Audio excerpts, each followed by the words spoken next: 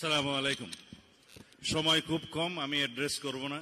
প্রিয় সভাপতি, অতি মাননীয় প্রধানমন্ত্রী, সম্মানিত উদ্বোধক, নেতৃবৃন্দ, আসসালামু আলাইকুম। মান্না ভাই বক্তব্য রাখলেন, আমি খুব মনোযোগ দিয়ে শুনলাম। জাতীয় ঐক্যের কথা বলছেন।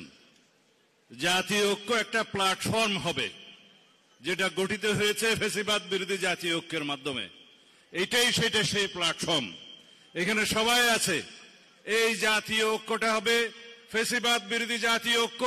এটা আমাদেরকে ধরে রাখতে হবে, সমুন্নত রাখতে হবে। এটাই হবে আমাদের জন্য শক্তি। এবং আমাদের সামনে উদ্দেশ্য হবে নতুন বাংলাদেশ। সবার আগে বাংলাদেশ, সবার আগে বাংলাদেশ আমাদের সবচাইতে বড় নীতি।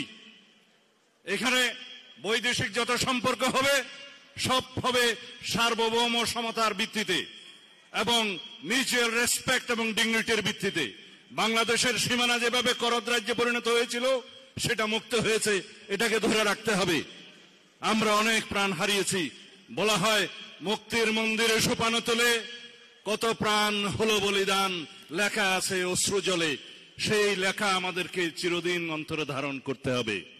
আমরা জানি এই প্রিয় মাতৃভূমি, যারা শহীদ হয়েছেন তারাই জানেন স্বর্গ থেকে প্রিয় এই মাতৃভূমি। সেই মাতৃভূমিতে আমরা এখনো যারা বেঁচে আছি, যারা গুম হয়েছিলাম, যারা শহীদ হয়েছে, যারা ফেরত এসছে, তাদের সবার উদ্দেশ্যে আমাদের রক্ত কমলে গাথা আমাদের সেই বিজয় মাল্য উপহার দিয়ে আমি বিদায় নিচ্ছি। আমাদের একটাই বক্তব্য থাকবে, আগামী দিনে আমাদের যে গণতান্ত্রিক অগ্রযাত্রা, সেই অগ্রযাত্রাতে আমরা দ্বিমত পোষণ করব, ভিন্নমত পোষণ করব, বহুমত পোষণ করব, কিন্তু আমরা স্বাধীনতার সার্বভৌমত্বের জন্য একই রাস্তায় এগিয়ে যাব।